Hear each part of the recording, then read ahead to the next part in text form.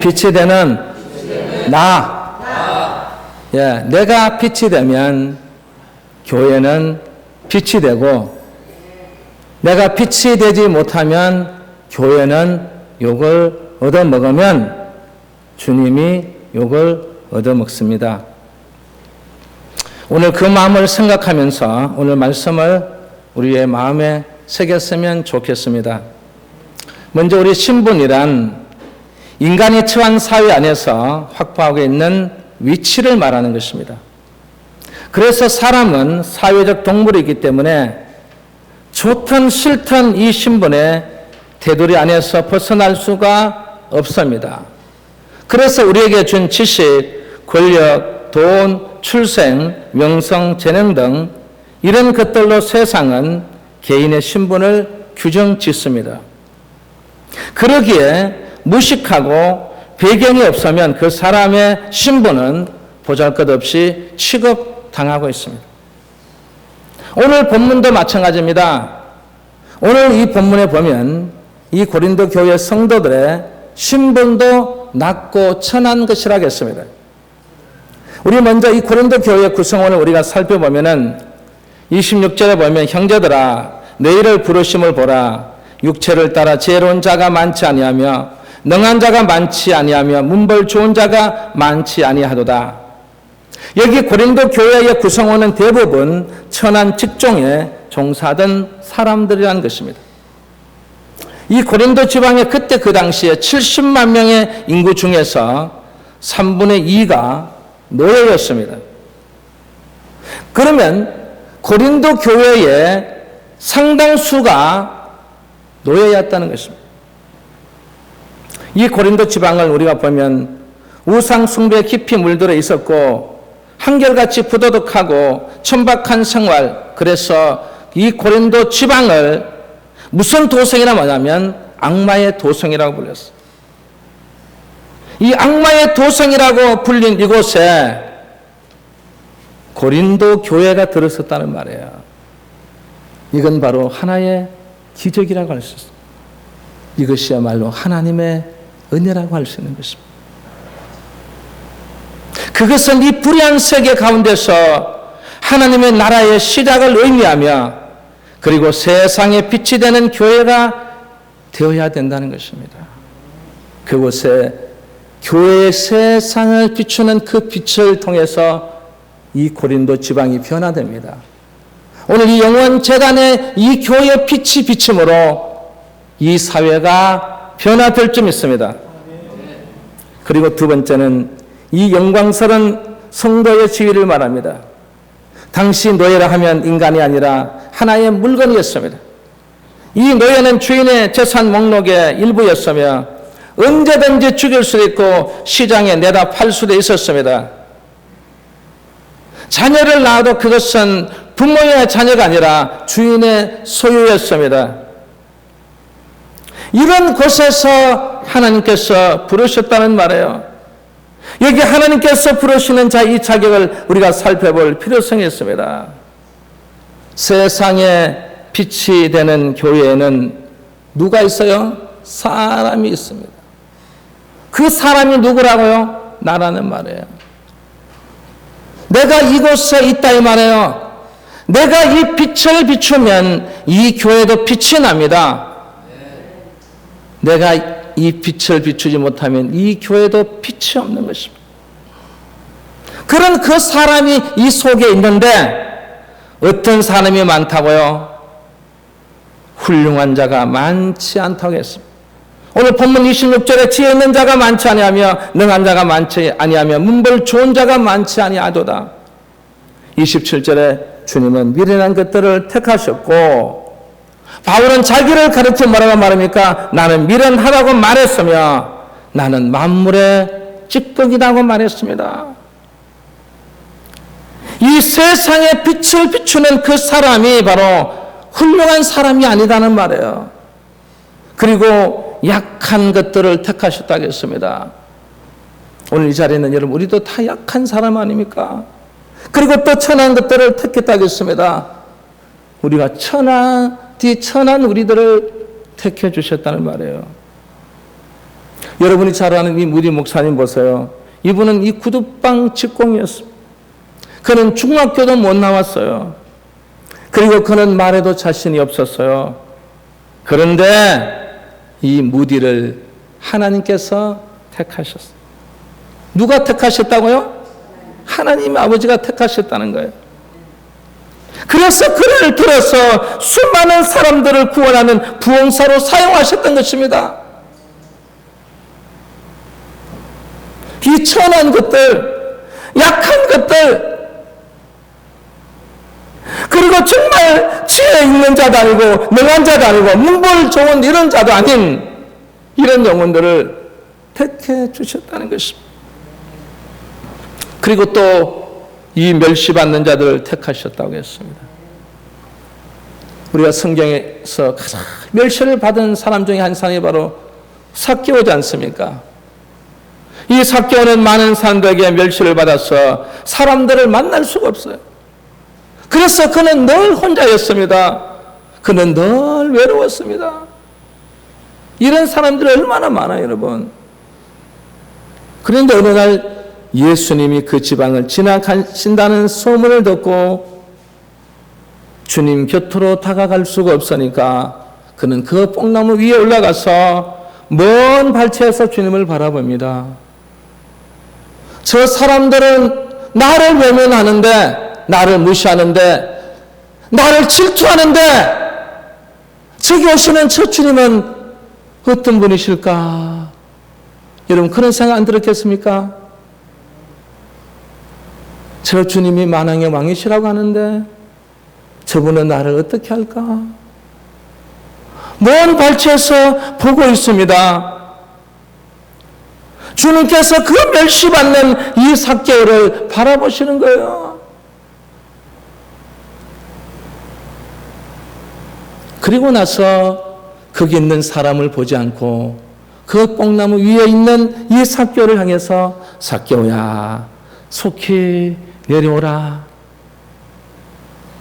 속히 내려와서 예수님을 만나는 그 순간까지를 말하는 게 아니고 주님께서는 내가 오늘 내 집에 유하여 하겠다. 그 바쁘신 어른이 가는 그 발걸음을 멈추고 그 삭개오를 보고 그 멸시받는 그 영혼을 그 집에 가겠다는 말이에요.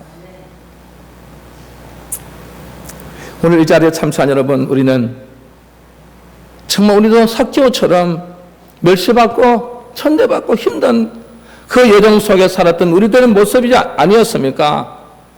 그런데 누가 우리를 위로해주고 누가 우리를 사랑해주고 누가 내 곁에 다가와준 사람이 있습니까?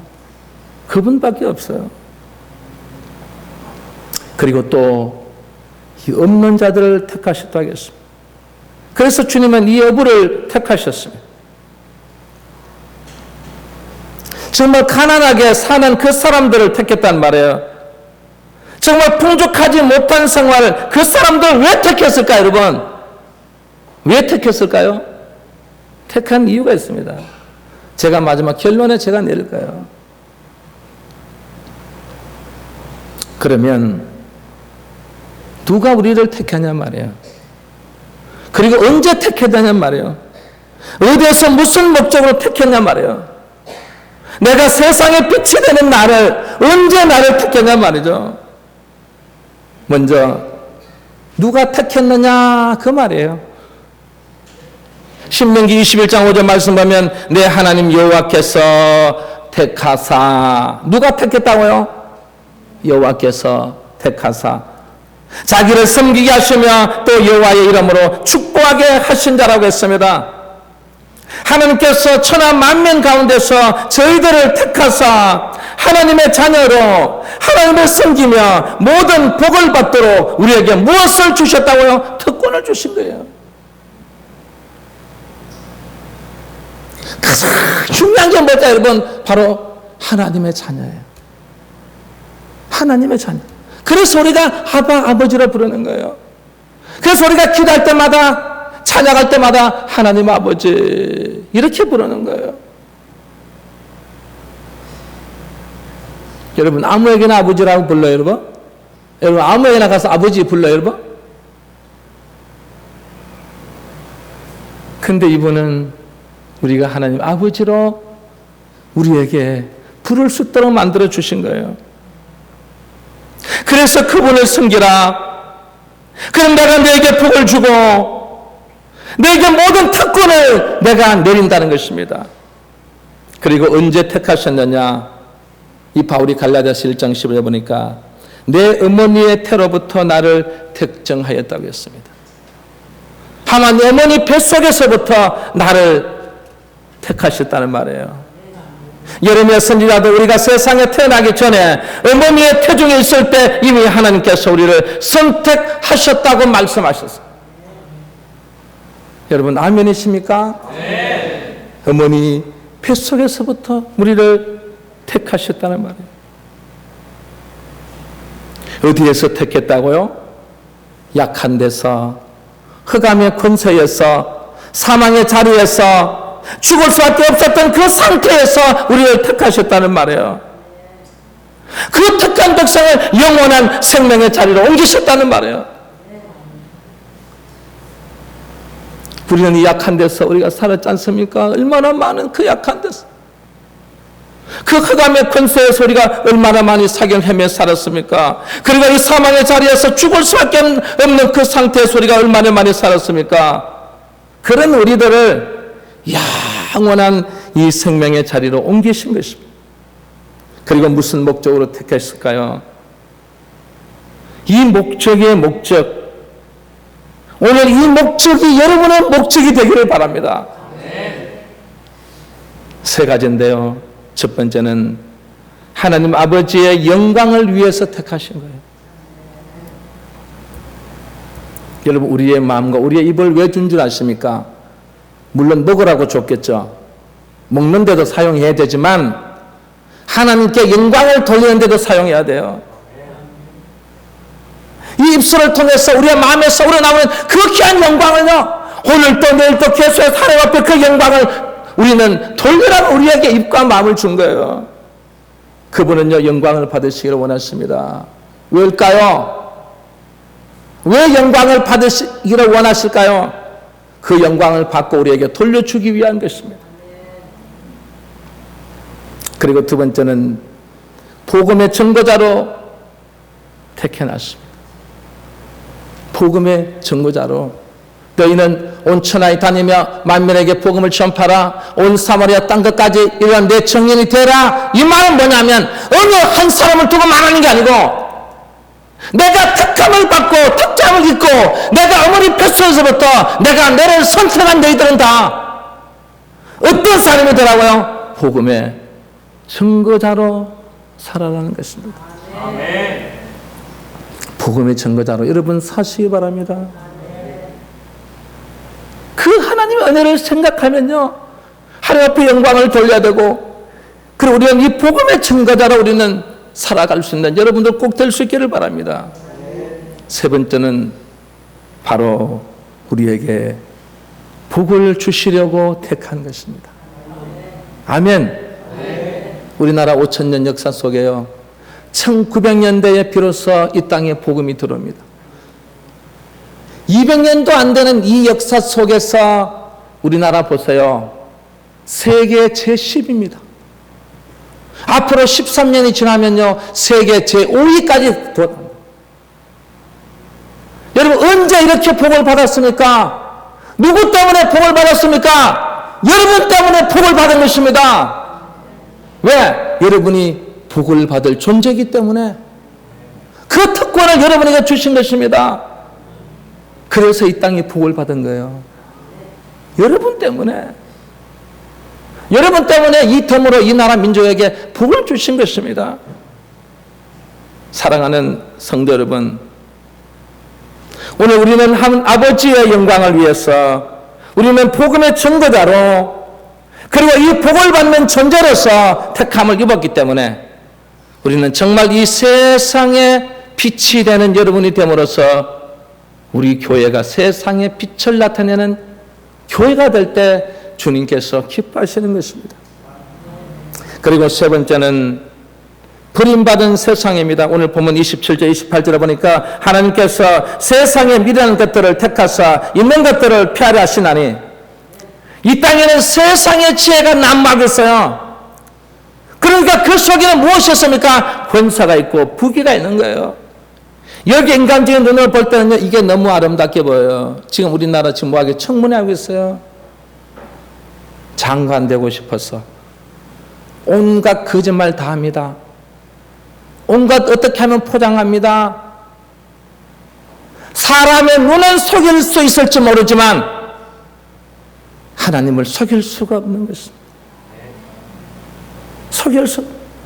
저는 그 청문회를 볼 때마다 가슴 아픈 게 뭔 줄 아십니까? 어떻게 하면 내 자식 잘 될까 할까? 어떻게 하면 내 가정 잘 될까? 어떻게 하면 내게 부를 축적할까? 어떻게 하면 그럴까? 어떻게 하면 내만 잘 살까? 남이 피해보는 것은요, 눈도 깜짝하지 않는 그런 세상이에요. 진짜 사람이라면, 진짜 인격을 가진 자라면, 진짜 자기가 교수라면, 진짜 자기가 정치하고 싶으면요, 깨끗해야 됩니다. 내가 우리 아이들에게요, 우리 영웅에 자란 이 아이들 제 항상 얘기입니다. 주님 앞에, 아버지 앞에 부끄러운 일을 하지 마세요. 이 세상 사람들과 똑같이 살아라. 그래도 좋은 게 뭔 줄 아십니까? 우리에겐 특권이 있어요. 우리는 복을 받을 존재이기 때문에 복을 받을 수밖에 없다는 이 말이에요. 이거 너무 자랑하고 너무 좋아하는데 여기에 빠지면 안 된다는 거예요, 여러분. 그래서 제가 이 다음 세대는요, 그걸 제가 철저하게 교육시킵니다.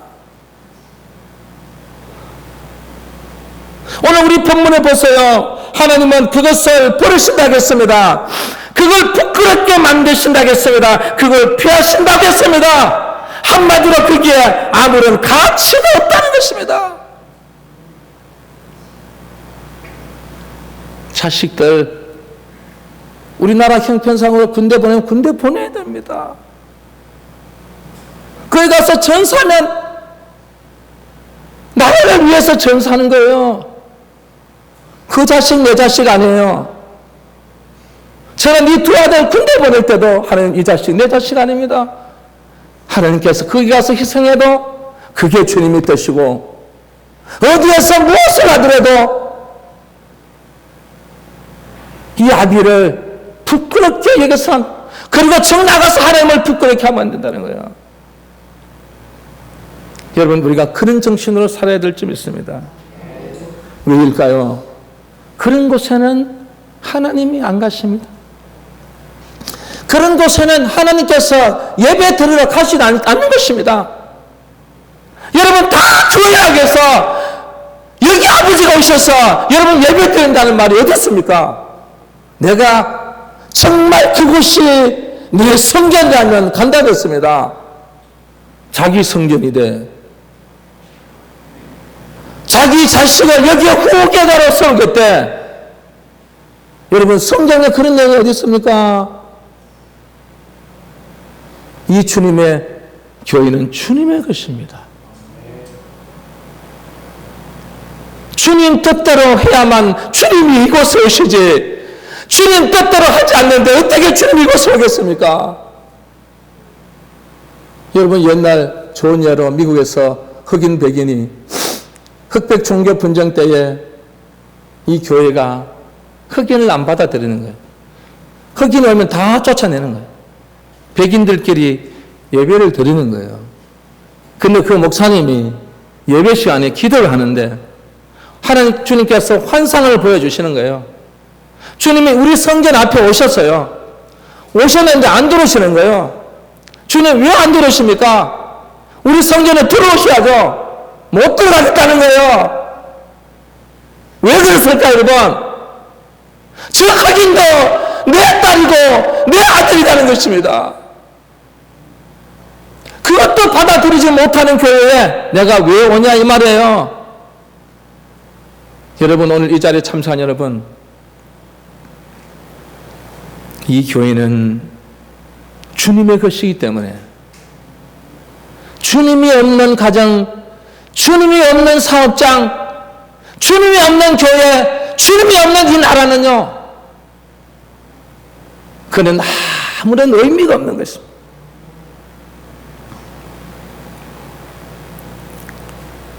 그리고 네 번째는 자랑치 못하는 인간 육체를 말합니다. 오늘 본문 29절에 이는 아무 육체도 하나님 앞에서 자랑하지 못하게 하려 하심이라. 이제 바울의 이 논점은 확실해졌습니다. 뭐냐면 고린도 교인들이 하나님 앞에서 자랑할 만한 아무것도 가지지 못했다는 게 분명하고요. 그리고 그들이 그곳에서 변화된 것이 어떠한 교육이 아니고 어떠한 사상도 아니고 그들의 노력도 아니고 그들의 공로도 아니라는 것을 보여준 것입니다. 그러면 무엇입니까? 바로 세 가지입니다. 하나는 하나님의 은혜로 된 것. 하나님의 은혜로 변화된 것. 하나님의 은혜로 이 노예를 우리 성도로 같이 받아들이는 것. 하나님의 은혜로 이 노예도 바로 하나님께서 사랑하는 자녀라고 받아들이는 것. 그리고 하나님의 사랑이었습니다. 그 사랑으로 받아들이는 것. 그 사랑으로 한 일원으로 받아들이는 것. 그 사랑의 공동체를 만들고 그것이 바로 하나님의 사랑이에요. 그리고 또 하나는 바로 하나님의 능력으로 변화됐다는 사실. 우리의 변화는 하나님의 은혜와 하나님의 사랑과 하나님의 능력을 통해서 그 신분을 변화시키고 고린도 교회가 하나의 공동체로 만들어지는 역사에 나고 그 공동체의 역사 속에 있는 세상의 빛을 나타내는 자들이 돼서 이 고린도 지방을 변화시킨 놀라운 역사가 바로 하나님의 은혜와 하나님의 사랑과 하나님의 능력이었던 것입니다. 오늘 우리 사랑하는 성도 여러분, 세상의 지혜자와 근세자와 가진 자들 역시 자랑할 것이 없다라겠습니다. 그들은 현재의 부귀와 영화를 자랑하지만 이 영혼의 견주어 보면 그것은 순간 찰칵하는 인생밖에 되지 않기 때문에 그런 사람들은 이 속에 들어오게 되면 교만해지고 자만에 빠질 수밖에 없다는 것입니다. 여러분, 우리 인생을 이렇게 표현했습니다. 야고보 사도는 야고보 4장 14에 보니까 너희 생명이 무엇이뇨? 너희는 잠깐 보이다가 없어지는 뭐와 같다고요? 안개와 같다겠습니다. 우리 생명이 뭐와 같다고요? 안개와 같은 거예요. 여러분 마온이 70, 80, 90, 100세 많이 살 것 같죠? 그거요 안개와 같은 우리의 생명이란 말이에요. 그리고 베드로전서 1장 24절 보니까 모든 육체는 풀과 같고 그 모든 영광이 풀의 꽃과 같으니 풀은 마르고 꽃이 떨어지더라고 했습니다. 풀은 결국은 어떻게 말라요. 꽃이 어떻게 떨어집니다. 그게 우리 육체에 비교한 것입니다. 그래 여러분, 지혜 있고 권세 있고 가진 자 그거 자랑할 거 없다는 것을 보여주는 것입니다. 그러면 오늘 이 본문에 정말 우리가 세상의 빛이 되는 내 자신이 될 때 세상의 빛이 되는 교회가 되는 이 놀라운 사실 속에서 우리가 무엇을 배우냐? 바울이 정말 그 마지막 오늘 결론의 마음에 무엇을 갖고 있냐 말이에요. 그 속에는요 바로 겸손을 갖고 있는, 하나님 앞에도 겸손하고 교회에서도 겸손하고 성도들 앞에서도 겸손하고 누구 앞에서도 겸손을 배워야 된다는 말이에요. 왜냐? 하나님은 교만을 미워하신다는 말이에요. 그래서 교만한 자를 패망케 하신다고 했습니다. 교만한 자는 낮추시지만 겸손한 자는 높이시고 존귀하게 여긴다는 사실을 지금 이 바울이 말하고 싶은 거예요. 그래야만 우리가 세상의 빛이 되는 나가 될 때 세상의 빛이 되는 교회가 바로 영원 교회가 되기를 원하고 있는 것입니다.